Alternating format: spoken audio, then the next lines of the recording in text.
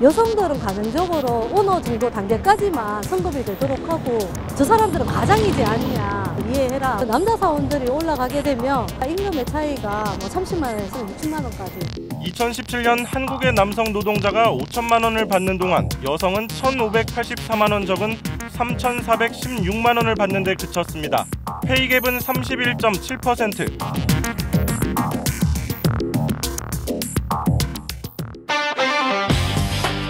꿈의 직장으로 불리는 대기업은 어떨까요?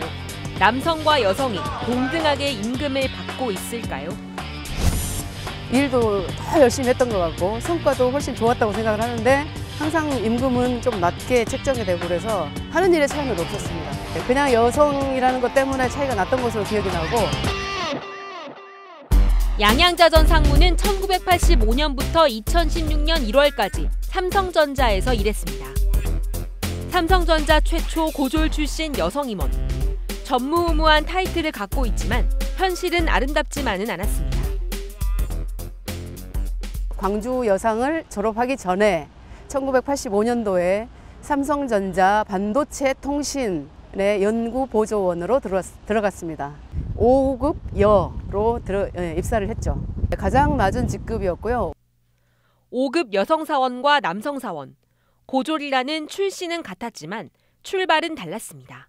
임금 체계가 이제 5급 남이 있었고 5급 여가 있었는데 이제 호봉은 다르게 또 시작하죠. 5급 남과 5급 여. 임금의 차이가 있었죠. 한 20% 차이 정도 났었던 것 같아요. 그러니까 8만 원 받으면 한 10만 원 정도 받고 이 정도였던 것 같아요. 하는 일에 차이가 있었던 건가요? 하는 일의 차이는 없었습니다. 여성이기 때문에 남성과 같은 일을 해도 같은 돈을 받을 순 없었습니다. 왜 똑같은 일을 하고 업무 특성도 다르지도 않은데 왜 이렇게 임금 차이가 나냐라는 컴플레인을 좀 많이 했던 것 같아요. 임금의 차이, 그리고 승진의 차이. E1에서 E2로는 승진을 했고 그건 별로 어렵지 않아요. 근데 이제 E2에서 E3로 갈 때가 정말 어려운데 여사원들은 몇 번 이렇게 좀 승진해서 떨어지고 하는 것들이 너무나 당연하게 생각되는 시대였는데 저는 아이를 낳고 와서 이제 E3로 승진을 해야 되는데 필기시험 보고 2번의 면접의 기회가 주어집니다. 근데 첫 번째 면접에서 제가 떨어졌어요.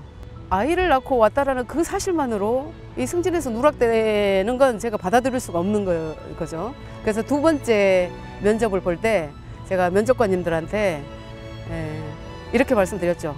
임신하고 아이를 낳고 또 아이를 낳고 회사를 다닌다고 해서 승진에 누락되거나 차별을 받는다면 저는 이 회사를 제가 그만두겠습니다. 말단 연구원 보조에서 최초의 고졸 출신 여성 임원까지 올라서는 데 걸린 시간 28년. 임원은 됐지만 차별이 끝난 건 아니었습니다.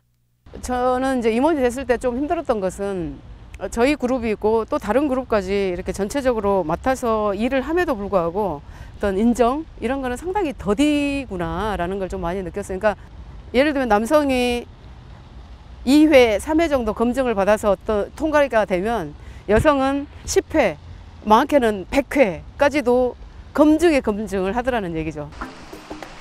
쉽지 않았던 28년의 시간. 그렇다면 지금의 현실은 어떨까요? 그녀의 후배들은 그녀가 겪었던 차별에서 자유로울까요?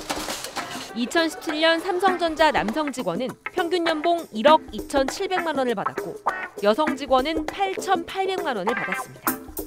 여성이 남성보다 3,900만 원이나 적게 받은 겁니다.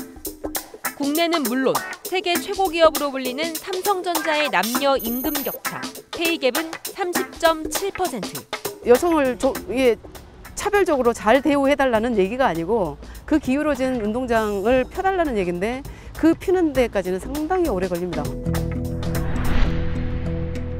그렇다면 30대 그룹의 페이갭은 어떨까요? 2017년 30대 그룹의 남성 직원은 1년간 7,184만 원을 받았지만 여성은 4,600만 원을 받았습니다. 여성이 남성보다 2,584만 원 덜 받은 겁니다. 페이갭은 36%. 대한민국에서 내로라 하는 기업들의 남녀 임금 격차는 OECD의 14.1%에 턱없이 못 미치는 낙제 수준입니다.